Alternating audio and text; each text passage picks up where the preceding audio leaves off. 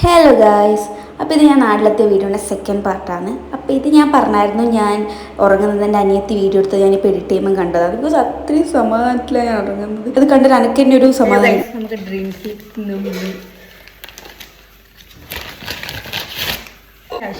ഇതൊന്നുമില്ല ഗായ്സ്, ഞാൻ പട്ട് ഷോ ഇട്ടിട്ട് ഡ്രീം കേക്ക് തിന്നതാണ്. ഞാൻ അന്നേ അമ്മനോട് പറഞ്ഞു ഞാൻ നാട്ടിൽ വരുമ്പോൾ നമുക്ക് ഡ്രീം കേക്ക് വേണമെന്ന്. അതിൻ്റെ ഒരു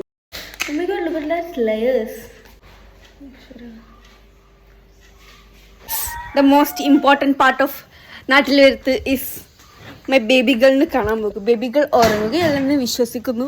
സോ ഞാൻ ശുട്ടിമണിയുടെ കണ്ടിട്ട് വരട്ടെ ഗൈസ്. ചിരിക്കി പല്ല് കാണിക്ക്, പല്ലി പല്ല്.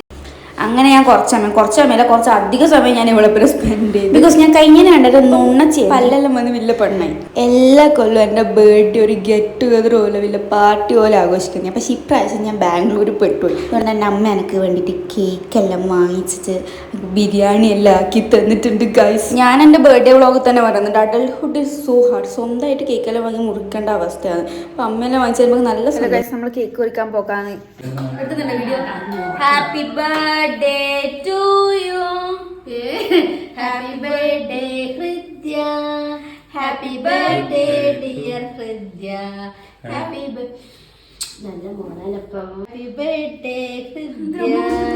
ഞാൻ പണ്ടേ പറയുന്ന കാര്യമാണ്, ഒന്നിച്ച് കിട്ടൂല എന്നുണ്ട്, എന്നെ കൊണ്ട് ഒരു ഉപയോഗമില്ല എന്നുണ്ടു.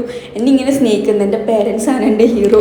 പിന്നെ ഇതിപ്പോൾ എഡിറ്റ് ചെയ്യുമ്പോൾ ഞാൻ ബാംഗ്ലൂരുള്ളത്, അതും എനിക്ക് നോയ്സ് ക്യാൻസലേഷൻ വേണോണ്ട് കുളിമൂരിലൊന്ന് എഡിറ്റ് ചെയ്യുന്നതാണ്.